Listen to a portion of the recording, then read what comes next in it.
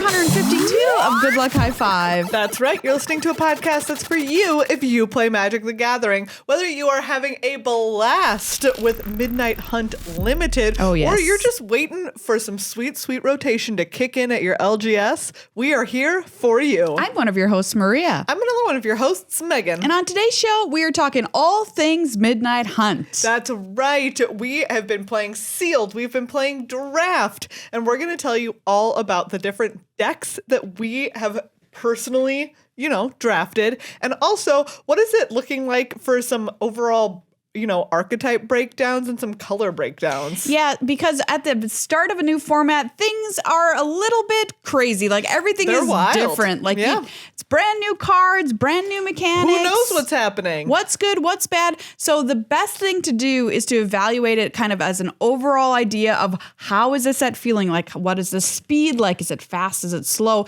What overall thoughts do you want to keep in your head as you draft? And we're going to let you know what those are. How many times have you accidentally decked yourself so far this format? What? You have? Oh, yeah, buddy. Oh, wow. I haven't yet. Wow. Well, we might be drafting different kinds of decks. Oh, but interesting. I have lost at least one match to decking myself. Ooh, I'm interested. Okay, that's a teaser for later. We're also going to open up this box that Wizards of the Coast sent us here. Yeah. And we're going to do a flavor text theater because, it's a brand new set. Time for a new flavor text theater. Great. Spooky movie pitches. Yes. We love movie pitches. We know that most of you love movie pitches, so we're going to hit you with some fresh ones. Yeah, and horror themed, probably. Yeah. I mean, all things considered. Spooky. But before we do any of that, thank you to everybody who is a supporter over on patreon.com/GLHF Magic. Yes, thank you so much to all of our patrons. We hope that you had just a freaking blast. Oh, yeah. In our patron-only tournament this past weekend. It was so fun. It was a really good time. We had a really good time. Yeah. We played Gladiator. We hung out in our Discord, which you get access to if you're a patron. You can ask questions about limited decks, about standard decks, whatever constructed. We have commander channels. Yeah. Anything you want, you can hang out in our Discord, which is a really friendly, happy place to be for Magic, which sadly isn't the case everywhere for Magic. So we like to keep our Discord nice and happy. And you get access to it if you're a patron. Maria, unfortunately, this is usually the time where we say the names of new patrons. Ah, yes. But we don't have any this week, which means it's time for the sad trombone. Womp, womp, womp, womp. Oh, man. What a bummer. That's a bummer time. Hey, if you are not yet a patron, or perhaps you paused your patronage for a while, you did some patronizing of other podcasts, it's a great time to become a patron of Good Luck High Five. Yeah. Because do you know what? Otherwise, Maria will make that sad trombone noise again next week. I don't want to make it again next week. 2 weeks in a row? I don't want to make this sad trombones in a row? The world cannot handle it. So, head on over, become a patron. Like Maria said, you get access to our Discord. It's a great place. As little as $1 a month, which doesn't get you the Discord, but only $5 a month does. That's approximately $1.25 an episode or something. Yes, it's literally that. Yeah, so there you go. What a bargain. Math. What a bargain. I believe, personally, I have a very high opinion of myself, and I think that I've already said $1 worth of words. So. Already bought and paid for this episode. Exactly. Thank you as well to Card Kingdom for being our incredible sponsor. You can check them out over at cardkingdom.com/GLHF. Say Good Luck High Five they'll give you a sticker or a token in your order for free. Yeah. Whatever you want for your magical life, they've got it. Absolutely. They are such a wonderful set of people. Yeah. And now that this new set is out. Yeah, get your box. Head on over there, order it. You can draft with friends. It'll be a great time. And you know what? I just had a friend text me and say, I want to learn how to play Magic. Ooh. And I was like, oh, well, I need to get some of those beginner decks from Card Kingdom. Yes, you do. They're $5, single color, and they'll help your friends learn how to play. So, Card Kingdom. Do it. Should we open this box, Megan? Yeah, let's do it. All right. So this mysteriously arrived on our doorstep in a cloud of smoke. I was going to say I wasn't here for that, but Innistrad, Midnight Hunt. Midnight Hunt. Ooh. Well met, Planeswalker. Oh. Your bravery in joining us for the Midnight Hunt debut on September 2nd is no small feat. Oh, Enclosed, you will find a few tokens of our appreciation to help you celebrate the launch of Innistrad Midnight Hunt. Return to gothic horror with Innistrad Midnight Hunt. The Harvesttide Festival and Witches' Ritual awaits you. Ooh. But will you help ward off the coming night or embrace the darkness and become what you fear? I want in for this ritual. Yeah, man. Look at Yeah. we've got all Maria's of this. all about ritual, especially with all the candles that we've been seeing. So many candles. So many candles. I love candles. We've got more fake leaves, everybody, for our set. Goodness. Also, we have a box. Yay! Which makes me think, at some point we haven't done any wacky box openings. That's lately. true. We might have to figure out one where we transform. Where we transform into something. I'm just all right, thinking. you're just spitballing. All right. Also, this is my first time ever seeing a set booster box. Yeah, that's a set booster box. It's a little bit different. Wild. Yeah, you get the packs have different cards in them and Yes. stuff. You can get stuff from the list in there. Wow. Wild. Yeah. I'm really into these leaves, though, I got to say. Yeah, you are. We also have a commander deck in here. We got the Undead Unleashed commander deck with Wilhelt the Rot Cleaver as the commander. The Rot Cleaver. Let's cleave some rot together. You know what I mean? Also, apparently, canonically, he's just trying to impress Gisa. Oh, is he? Yeah. Is she impressed, though? No, not yet. No. Takes a lot to impress that He lady. was like, "Oh my goodness, I love you. Look at how amazing at raising the undead you are." Look at And me she was cleave like, this rot. She was like, hard pass, and he was like, "I will go raise a ghoul army for you." Wow. So that's what he's out doing. Have somebody look at you the way that Wilhelm. Wilhelt the Rot Wilhelt. Cleaver looks at Gisa. Yeah. We also got this here, which is limited edition Pinfinity pins. What? Let's look at I them. want to see them. We're big on pins here in the Good Luck High Five family. Leaves. Lots of leaves. We're gonna be covered with leaves I know. at some point. So many leaves here. Okay, let's crack this bad boy open. Ooh. Wow. Check it out. These are Ooh. some serious pins. These are some, yeah. They're Arlen, huge. The Pack's Hope, Arlen the Moon's Fury. Who dis? I can't see from here. And that just looks like a werewolf situation. A werewolf situation. Yeah. Great. I love me a werewolf these situation. pins look like the black planeswalker cards. You remember Oh, those from like Gen yeah. Con a few years ago? Yeah, They're except done in that they that have The the Equinox border? Yes. Oh wow, they are Wait, gorgeous. I can't be Pax Hope. Do you want to be the Moon's Fury? Yes, obviously. Okay. If you Pax Hope, I'm Moon's Fury. Wow, this is like if you want a pin that will also kill a man, consider is these. it. These are heavy and really cool looking. Ooh, this is awesome. Wow. Yeah. So check out these Pinfinity pins if you're a pin collector like, gonna put this in my like bag. I am. Yeah, for sure. Spook some people with it. That's really neat. And we've got some collector boosties. Yeah. Yay. Ooh, we're gonna crack one of these today for our for sure. for our episode. 100%. This will be a flavor text. It'll be very fancy flavor text theater. Ooh, I love collector spooky. boosters. Every Same. time I go to Target, I'm like, oh, Collector should I buy a collector boosters. boosty? Also, Target of all places, but it's true. They just They have them. because they put them at the spot where Yeah. you have The impulse. reached your decision fatigue Yeah. point. And you can't They decide. know. They know what's up. Literally, all stores know. They're Yeah. built around it. It's how a store works. Okay, Yep. so we're gonna start our. Let me see this. Yeah, take. Do you know what? What if we'll give this pin away to one person who comments on this YouTube video with it's the Midnight Hunt symbol, but it has like cool day art as the background and night art as the foreground. wolf. Yeah. Yes. Really cool. I'm gonna wear just my comment pin. with who your favorite werewolf. Who's your It could favorite be werewolf? Innistrad, or but whatever. it could be like American Werewolf and London Wolf, Oh, who's great. it's a great wolf. Great wolf. Anyways, Okay, and I'm we'll gonna send you save this this in my guy who's jacket. very cool. I'm already regretting saying this, but here This is the I already sound of that committed to pin. it. Yeah. But because this pin is baller. And they also have like virtual reality with these pins. Just Yeah. saying, there's a whole thing with them. It says on the back. Yeah, really cool. Thank you to Wizards of the Coast for that free box of stuff. We're going to start a discussion today about Midnight Hunt Limited with some of the decks that you've been Yeah. drafting, Megan. Or do you want to do the overall thoughts first? Let's No, let's kick it off. Like, Okay. let's look at these. What we're going to do is I'm going to show Maria the photos of these decks, and she's going to make a guess at what my record was with Yes. them. So this first one is a sealed deck, Maria. Okay, so this was my sealed. this is your pre-release? My sealed deck, yes. I took a snapshot when I opened it because I had a land plus at least 2 of our worst rares from our worst rares video. Oh, yeah. So that was very fun. If you're listening to the podcast version of the show, by the way, you can check out the show notes. There's a link in there to look at these decks along with us, by the way, if you want to see visual representations. So I'm looking at a green-black Golgari fun time here. Okay, so I had what are a your rares? Shipwreck Marsh as my rare, a Spectral Adversary, he cute and good. Yeah, very good. A Hallowed Respite, one of our worst. Oh, yeah. Willow Geist. Oh, which yeah, was the green one. The Yeah, green one. Mm-hmm. And then the two that ended up in my deck, as you will see, because I'm green-black, Gisa, Glorious Resurrector, and Augur of Autumn. Oh, cool. Yeah. Ooh, that's cool. You got Gisa.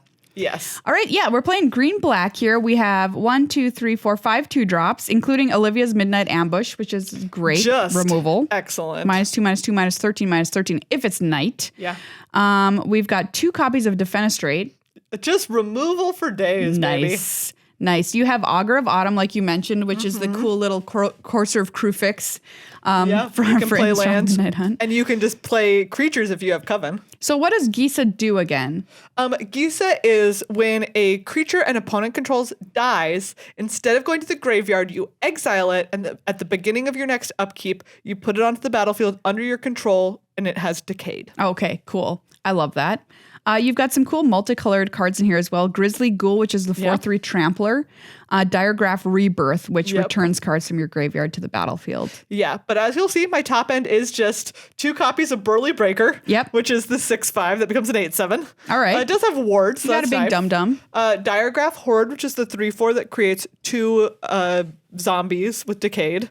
LSV called it Grave Titan on Twitter. It is a very good card. And it is. It is busted. Yep. This card is quite good. Geez, I don't know. I like the look of this deck, honestly. You also have a Duel for Dominance, the green removal spell. Mm-hmm.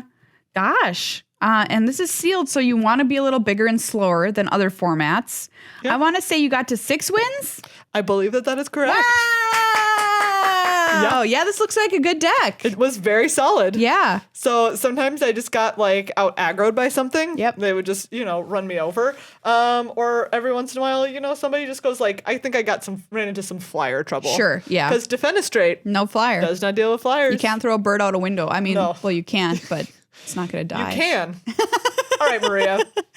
This is my first draft deck. Ooh, first draft. It's black-white. All right. First thing that jumps out at me here is that you opened a Liesa, Forgotten Archangel. Yes, I did. That card's busted straight in That half. card is very, very good. That's a 4/5 flyer with lifelink Yes. BT dubs that when something dies, it just goes back to your hand. Yep. Fun. I also had that in one of my early sealeds. Mm-hmm. All right, let's take a look here. You've got 1, 2, 3, 4, 5. Once again, 5 2-drops. Another copy of Olivia's Midnight Ambush. Vampire Interloper, the 2/1 with flyer that can't block. Yep. Love that card, obviously. 2 copies of Borrowed Time, which is the white removal spell. Yes. With the O-ring effect, as we say. You've got Gavany Trapper to tap things down. Mm-hmm.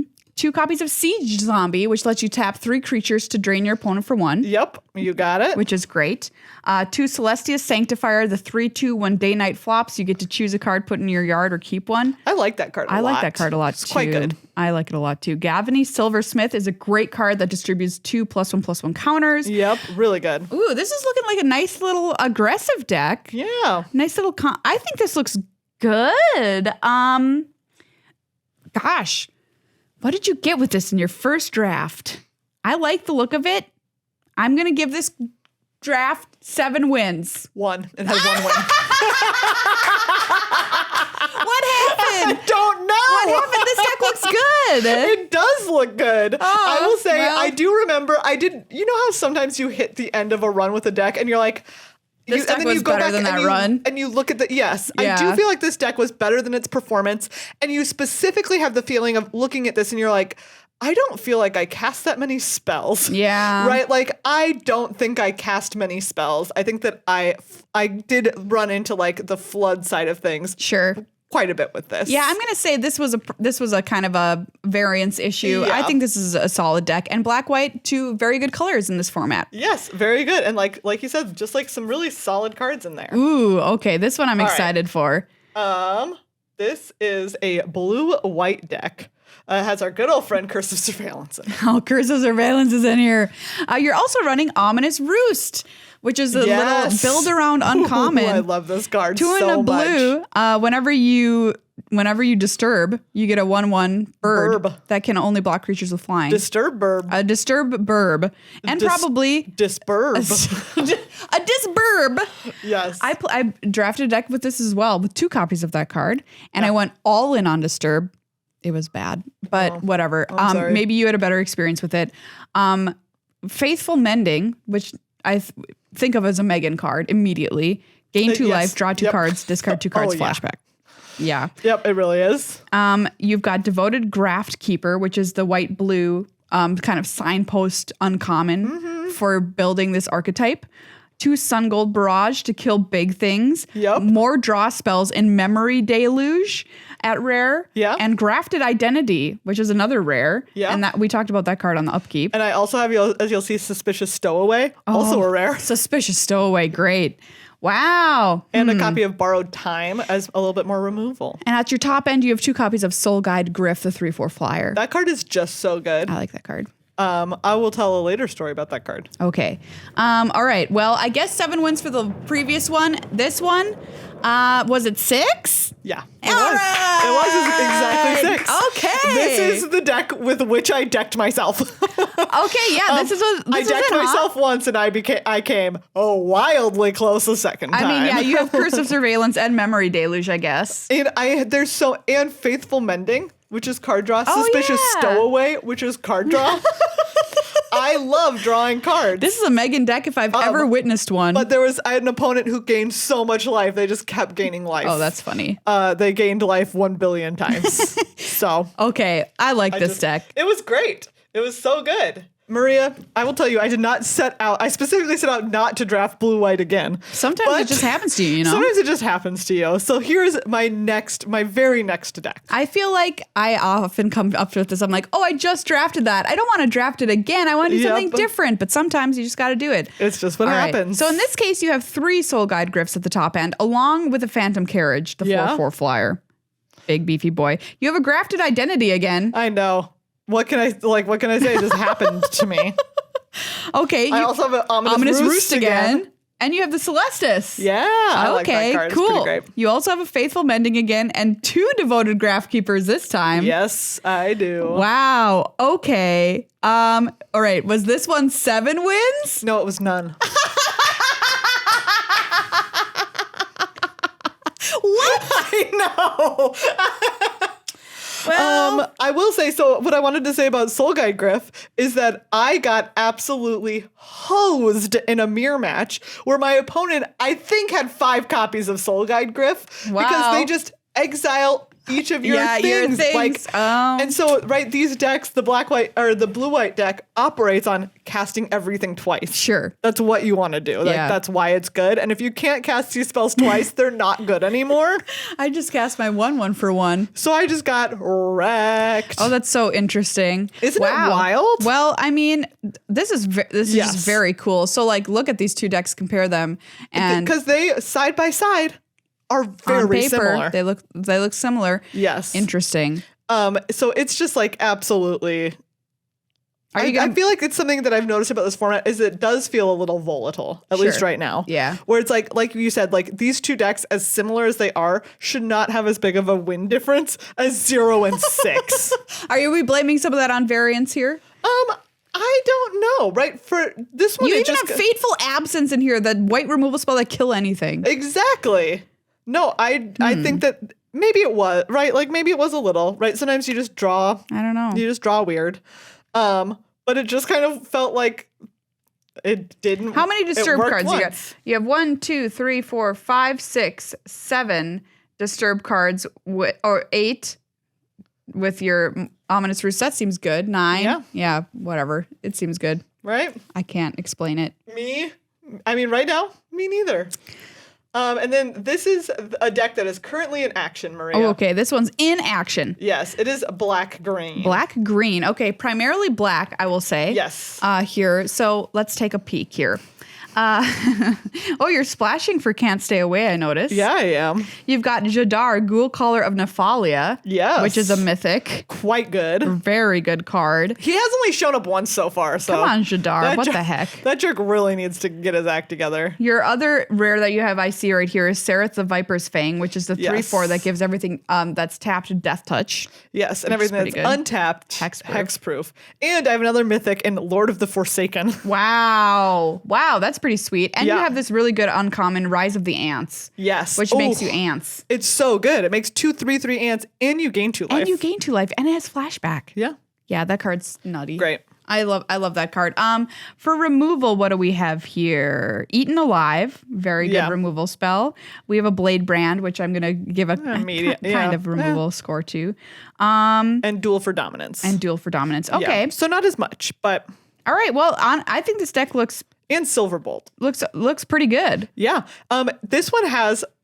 This one is my most synergistic so far. Sure. And I am really loving it because I have the 3-mana Arrogant Outlaw. Yep. Which is the 1/3 that whenever another creature dies, you draw a card. It only triggers once each turn. Love this card. But it can trigger on your opponent's turn and on yours. And then I also have Ghoulish Procession, which says whenever a non-token creature dies, you get to make a zombie. And that one is also only once each turn. Great. But it is a very, think about it. Sweet You're combo. making zombies all the time because of Ghoulish Procession, and you can just attack with them and they have decayed, so they'll die and you draw a card. I love this combo. Outlaw. It's really good. I love sacrificing things in this set. I think more than any other set where sacrifice has been a theme. I think that this is a very graveyard-centric set. Oh, yeah. Big more time. so than anything else that we've seen in a while.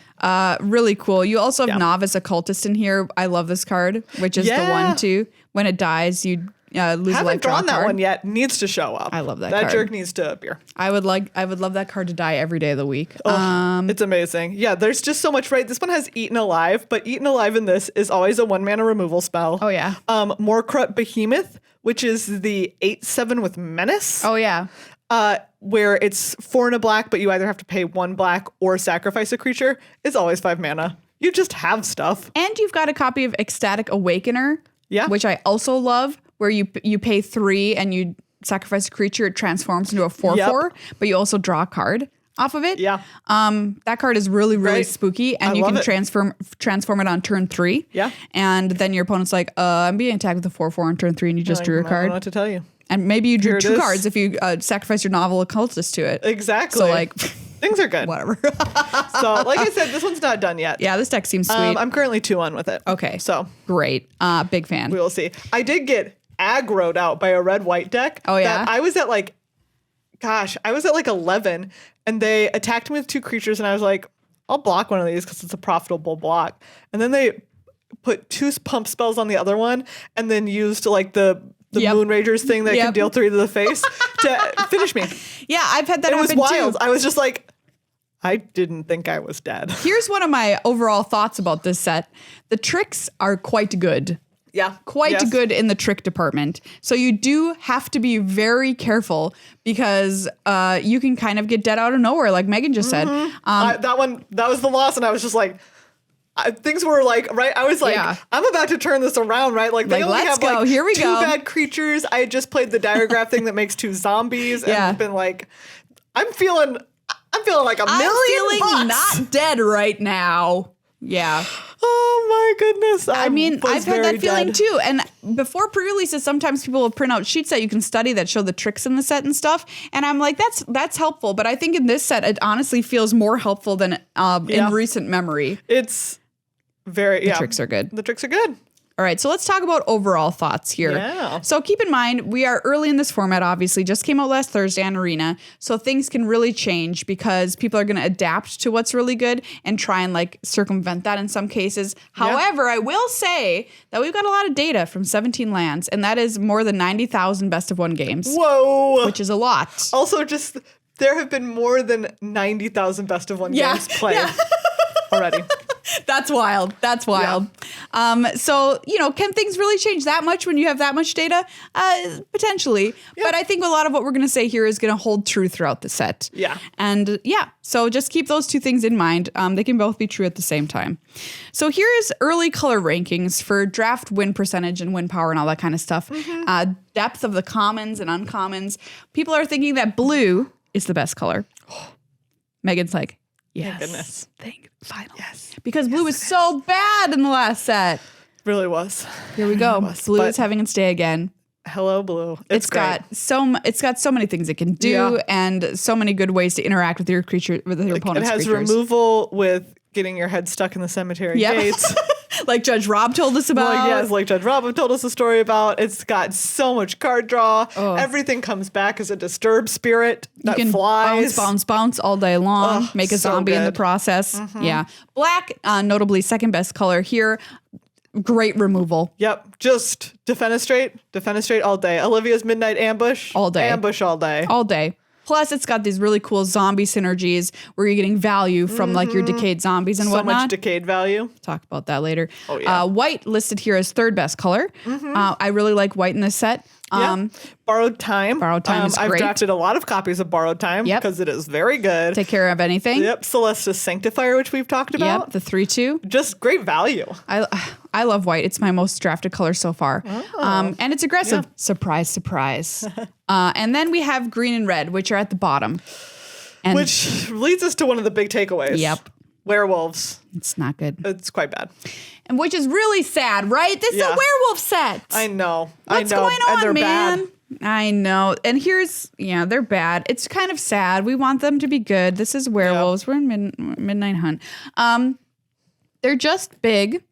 They have keyword big on them. Yes. However, that's an issue. And keyword dumb. And keyword dumb. Keyword big and dumb. Big and dumb. The removal in this set is so good. Yes. That nobody cares about your card you spent 5 mana on. Pay 5 mana for a werewolf and they're going to be like, defenestrate it. Throw it out a window. Oh, it's midnight? I mean, it's night. I play 2 mana and I kill it. Oh, your wolf is nice and big now? Goodbye. Bye. It's just... Every time I pay 5 mana for a single card in this set, do you know how I feel? Bad. Bad. Unless it's the Diagraph Buddy that gives you 2 zombies. Yeah, and then I feel fine. Like, whatever. Plus, you're in black, so you're like, I have so many crawl from the cellar. You have not seen the last of this. Exactly. Like, this Diagraph zombie is going to crawl right back from the cellar again. And honestly, even though I like the 3/4 flyer in white for 5, I am a little scared every time I cast it. Really? I feel a little scared. Oh, for me, I think that like I said, maybe it's because I have been once wrecked by it.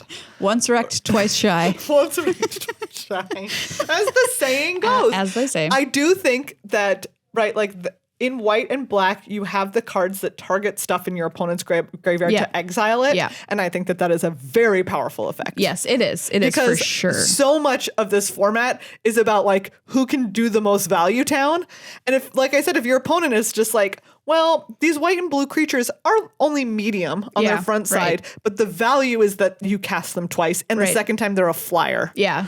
But if you're the second time actually it doesn't exist, you're my bait hook angler was just a 2/1. Or 2/1. Hey, goodbye. Bye. You paid a 2 mana 2/1, and you're that's not where you want to be in draft unless you're casting it from your graveyard as a flyer. You've made 2 good points here that I want to bring up too, which is another reason the werewolves are bad, which is the disturb stuff, because you can always just block their fatty that doesn't have trample and then get it back from the graveyard for a flyer that kills them. Exactly. That's the thing, is that all those spirits from the graveyard, all the disturbed spirits have flying. Yeah. Which isn't always the case on Innistrad. They're not always all flying spirits, but sometimes they're just shuffling around.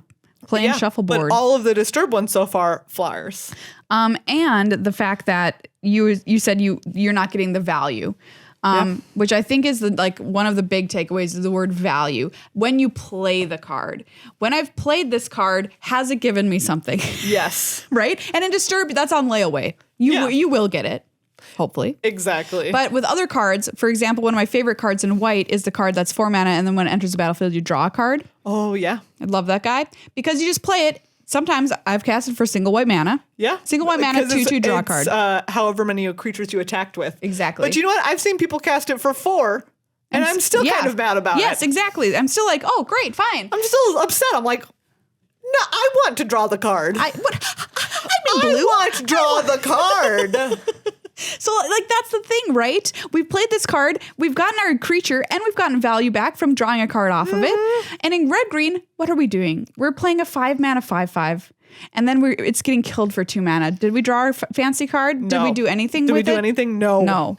That's Which the problem. I think is why, like I said, I like Soul Guide Griff, because for me, the value is there the minute I play it. Sure. 1, it's going to eat removal, and 2, it got me value. Yeah. It got rid of something that now cannot come back. I just get a little nervous spending 5 mana on a creature in this format. Goodbye forever. Yeah. So, I mean, that's something you want to keep in mind. When I play my creature, what am I getting from it? Am I just getting a creature? Probably not good enough. Yeah. Innistrad, Midnight Hunt. There.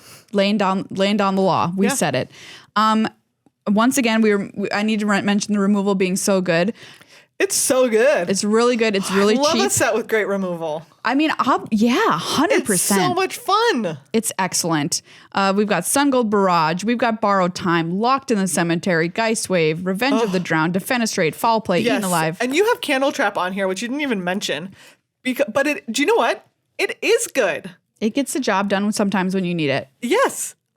And also I feel like white, especially against werewolves. I was going to say the nice thing is in that, like, in white and blue or white and green, they really spread out these like creature powers. Yeah. So that you have a good chance of getting Coven. Right. Yeah. Coven, obviously something I'm having more fun with Coven than I expected. I really like Coven. You know? It's very cool. It's cool to navigate. What do I need to do so that I make sure that I have Coven when it's relevant? What am I going to need to do with my opponent's creatures so that I can try and get rid of Coven on their side? Yeah. I found it to be much more fun than Party. Yeah. Because that's the one that I kind of compared it to when it came out. And I was like, oh, it's just kind of like Party. No, I think Coven's way better. It's fun. Yeah. I think like you said, I think it's better. It happens a little bit more easily. Yep. Great point. It's just like the benefits of it. I think the upside is also a little better. Yeah. Because it usually has like Party, the best upsides were on like rares. Yeah.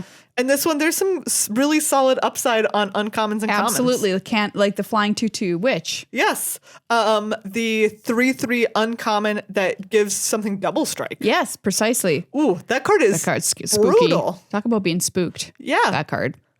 The other thing that I wanted to mention is your decayed zombies. How are you feeling about these buddies? Oh, love them. I love them.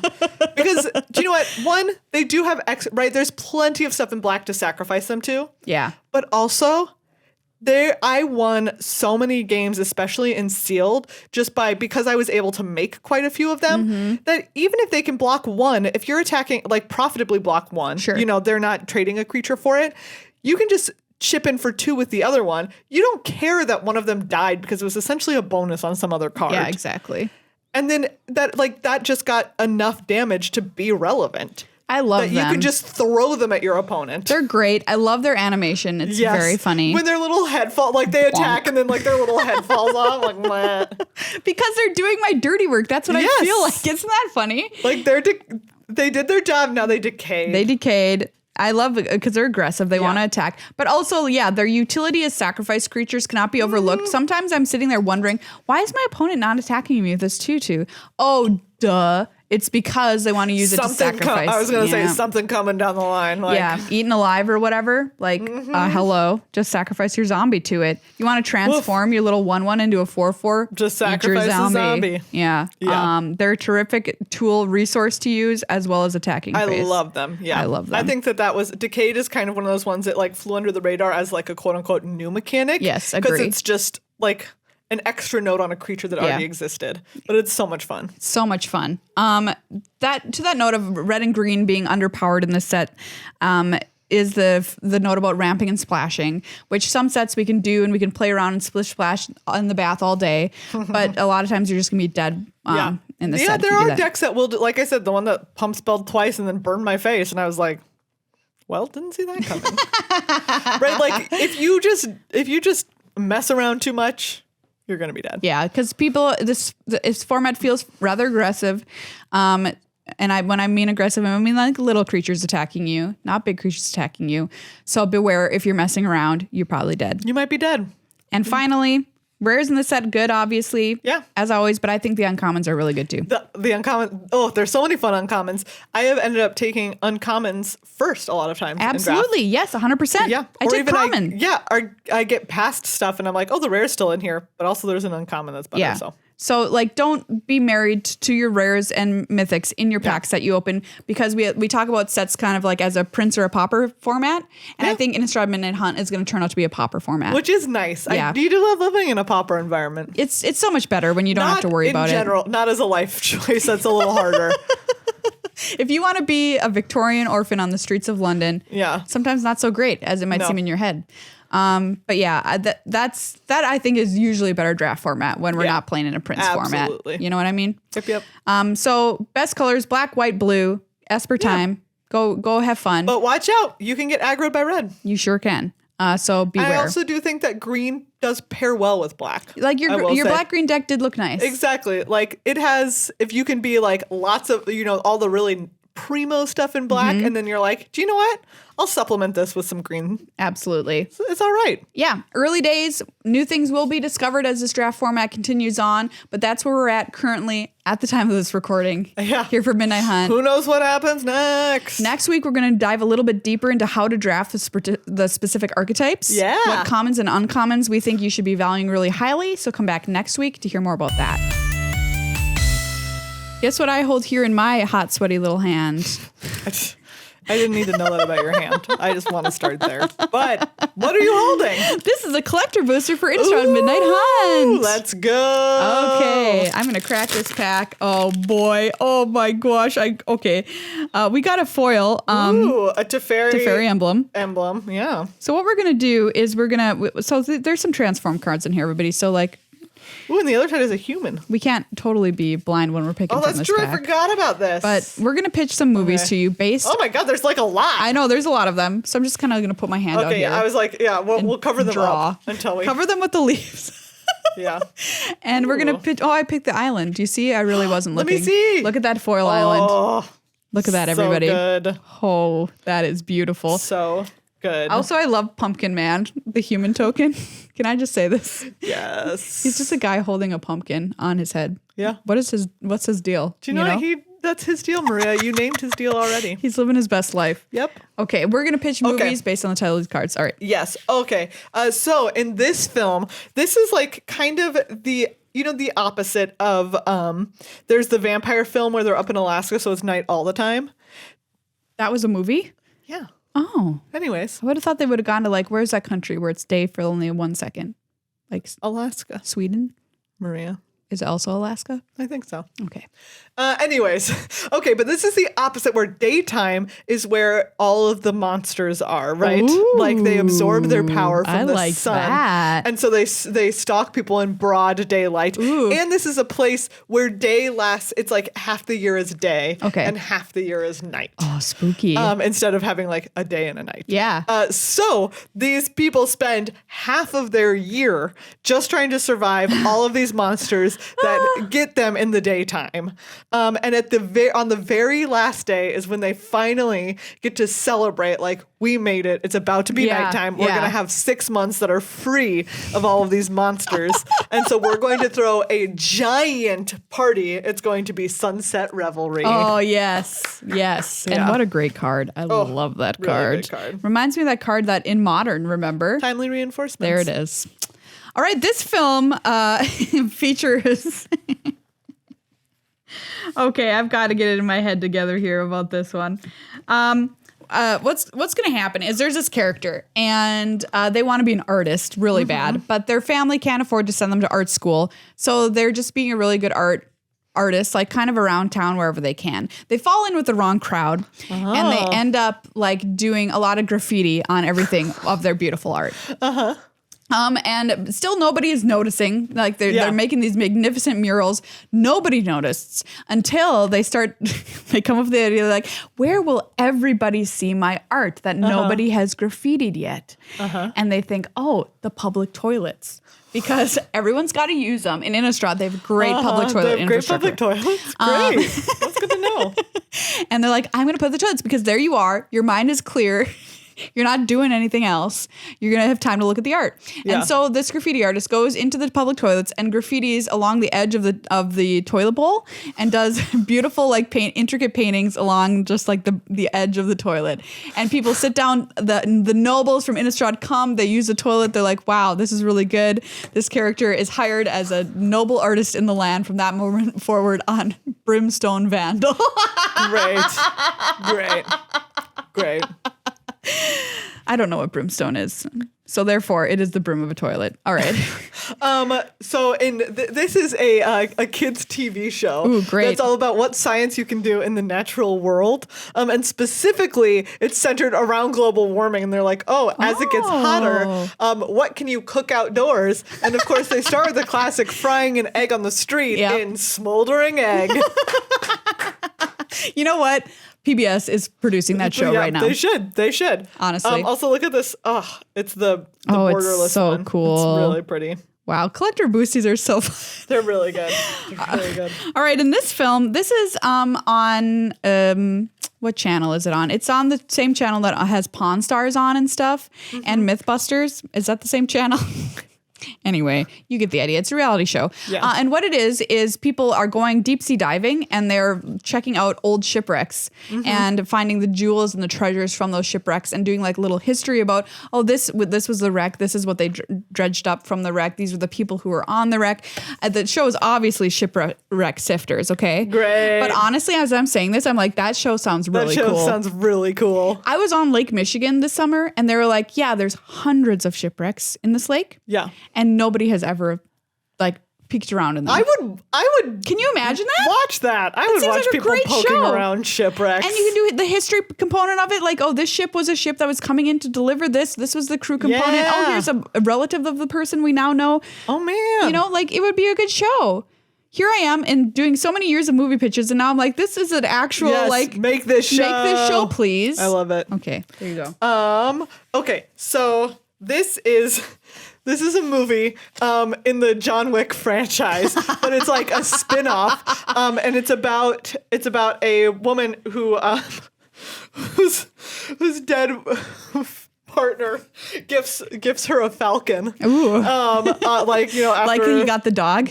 Yeah, just like John Wick got the dog, this woman gets like a falcon. Thanks a lot. Exactly. But she trains it, right? They do a bunch of like cool falconry things. Except then one day, a whole bunch of like black market falcon dealers capture her falcon to sell it on the black market. And so she goes on an absolute just like butt kicking spree to try and find them, because it turns out that she used to be like an underground like MMA fighter. And Falcon Wrath pit fighter. Falcon Wrath. I can't tell you how many people want to see that movie because it's really all good. of the world. Oh my God. It being a falcon is just an upgrade. Sorry, John Wick. In this film, this is a movie about, it's like a real cottagecore situation. Yeah.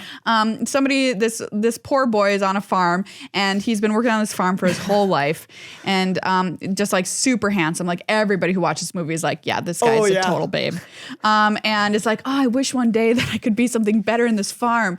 And he works with animals and stuff and he has to end up slaughtering them. And then the farm, it's just like a real tragedy. But upon doing this, he's worked with the meat so much that he like becomes very familiar with meat and its components and everything good about it. I'm really interested in where this is going. And his farm keeper is like, no, Jeremy, all you'll ever be good for is cutting the wheat and cutting the heads off the pigs. And Jeremy is like, one day I'll show you. And he opens up his own restaurant in town where he is a gourmand. And everyone's like, wow, this is the greatest food I've ever had. And he has transformed from an ambitious farmhand into a seasoned Cathar. Yay! In foil. Great.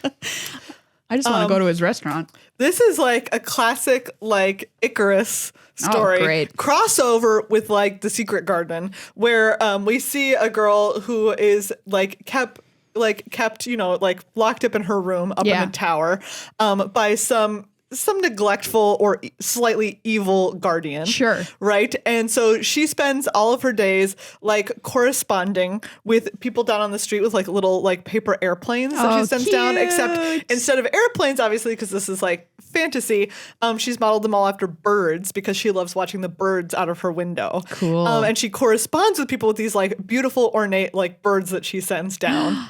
And then one day she decides that she's going to escape by mimicking what she loves so much and builds herself a set of bird's wings and flies away forever from her terrible home in Bird Admirer. Wow, that's great. That is Right? that's like a Pixar film, I think. It'd be very cute. Really pretty animation. Yeah. This film here is is in the style of, it's like what we do in the shadows.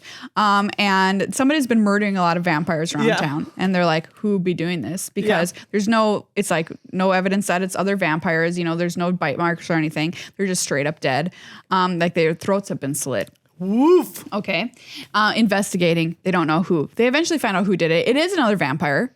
But what the deal is that much like a cane with a sword inside, this vampire can take out its tooth, and when it removes its fang tooth, it's a blade all the way through. So they've like stuck the blade up through their head to keep it in their tooth so nobody knows that they have it. They take it out, slit, put it back up in their mouth.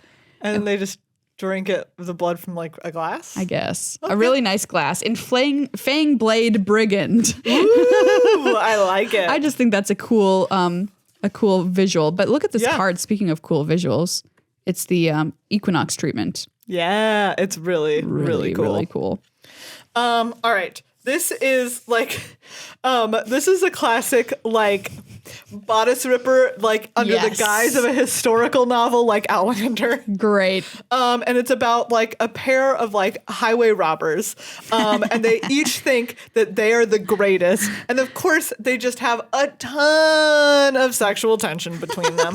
And so they decide to embark on, like, a year-long journey to figure out which of them is the best highway robber. And so they're like, at the end of this year, we'll come back and we'll compare what we've accomplished. Wow. And of course, what they will accomplish is falling madly in love with one another. An arrogant outlaw. Oh, yes. Oh, great. Definitely watching. I hope it's a series. So this film is just like New Capenna, essentially, but happening here on Innistrad. And it's the crimes of slime. So a bunch of slime beings are crime slimers, and they slime the crime. And they have to find out who's going to be in charge of the slime crimes in Slogurk, the Overslime. Woo! Great. I love it. This Slogurk. Looks great. Yeah. By the way, like, what style is this? That's the there's like the equinox for things that transform. Yep. Or like, that's the equinox is for werewolves and warlocks. Yep. And then everything else has like the classic black and white horror. Yeah, this is beautiful. Yeah. Oh yeah, this is the black and white horror really theme. Cool. But the border is also Slogurk is just my favorite name. just of a great name of a all card. Time. Because it's Simic, the border is both green and blue around this black and white art. Are you kidding me? So good. It's very, very good. Wow. Excellent. Okay. So we see this is like one of those kind of like creepy-ish animations that's like, it's like kind of a kid's movie, but you're like, this is spooky. And as a kid, it creeped you.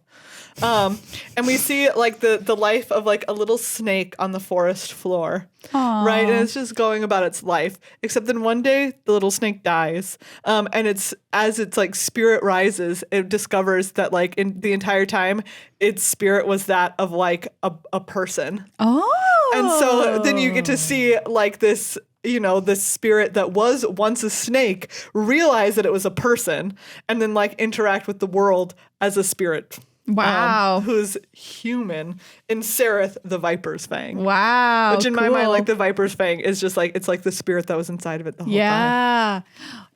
Realizing you were a human, seriously. The last one I'm going to do is another rare. This film is where a person really wants to be a great leader, but they just suck at everything, right? This is a Captain America situation, the first movie. They just can't get it together. They're bad at everything until a witch gives them a special talisman, which is a mirror that once they look into it, whatever they most desire, they can see coming to fruition. And if they step through that mirror, they achieve it. However, when they step through the mirror, they've achieved it. Everything's great. One little thing is like bad. Just like one little thing is always off or bad. One little thing. And it's also not real. Like they can step back through the other side of the mirror and then they just suck at everything again. But like there it is on the other side. They can live the life of their dreams where one little thing is bad, but it's all fake. Or they can live the real world. Which would you choose in Visions of Glory? Wow. Extended art. Spooky. So what do we... we have so many cool things, right? I'm just like looking through them. We've got 3 rares here. I'm just dividing them by what their treatment is. Oh, sure. So we have like all these foils, which are just, a bunch of like a mix of like uncommons like Sunset Revelry. We have the rare and Falconwrath Pit Fighter. Yep. And then we have 3 of the Transform Equinox frames. Yeah, and the art style on them is so cool. It's like 2 of which are foil. No, we have 5 of them because I forgot about Sereth. Yeah. So we have 4 of these beautiful Equinox frames. I'm just waiting on Arena to find out what I want to play in Standard so that I know which of these bundles to buy because they're so cool. Yes. And then 2 rares that are like the borderless rares. Yeah. And then 1 Slogurk. Slogurk in the black and white horror style, which is just this amazing. Island again. So this is the black and white island in foil. I think this is my favorite. Like, it's so hard. The Equinox is also amazing, but the black and white horror is just like I agree. So cool. That's my personal favorite. It's really amazing. Meghan, are these going to be your new draft lands? Like, look at that. Yeah, probably. Look at that. Anyway. Hello, friends. It's time to thank Ultra Pro for being one of our incredible sponsors. That's right. And Maria is telling me that we are the very first people to show off the new Eclipse dice sets. The very first, check them out. This is an 11 dice set here. Yeah. So these are all the dice you would need if you're playing D&D, or you can use them for Magic, obviously. Yep. And they come in this great plastic case. Yep. They have like a great case. They're so pretty. They're gorgeous. They're shiny. They're kind of, how would you even describe them? They're kind of glittery. Glittery, semi-opaque. Yeah. If you put them under the light, you can see them kind of change colors a little bit. If you're looking for a really cool dice gift set, these Eclipse dice is what I would recommend. Oh, there's 4 D6s. Yep. Classic D4. Yep. Then a D8. A D10. A D12 right? And 2 D20s. Yeah, a D12 and 2 D20s. And they've got them in a bunch of colors. 2 D10s. Yeah, 2 D10s. Wow. Which is more than you'll get in a normal like D&D dice set, look, it by says the way. on the back. I could have just read that. So like you're getting all of these dice and you get 4 D6s, which you normally wouldn't get, which is better for Magic players. And they're just so pretty. And they're gorgeous. This has some heft to it, seriously. And I just wanted to show off this pumpkin playmat too.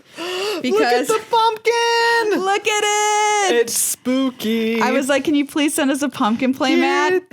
And they were like, we already did. Here the holidays, the spooky holidays. The spooky holidays are upon us.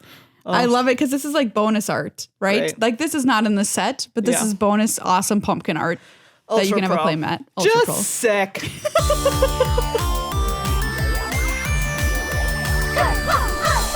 Well, everybody, you got more bang for your buck than usual here in this episode of Good Luck High Five. We did a lot. It's a long show.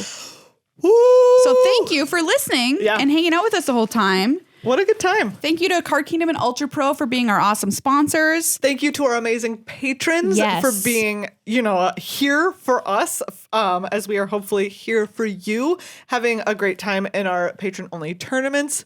Consider becoming one. Yeah, patreon.com/GLHF Magic takes like 30 seconds. Or else Maria will have to make a sad trombone noise again. You don't want to hear that. It really don't. Summons demons. I'm not going to say which ones, but it does. But they're bad. They're bad. Thank you so much, everybody, for hanging out. We're going to talk more draft next week. Maybe dip our toe into Standard. We'll see what happens. I'm just so excited that rotation has happened and we have this new fun set to play. Yeah. Oh, thank goodness. And I feel like Crimson Vow previews are going to start tomorrow, ? Yeah, like any day now. Any stinking day.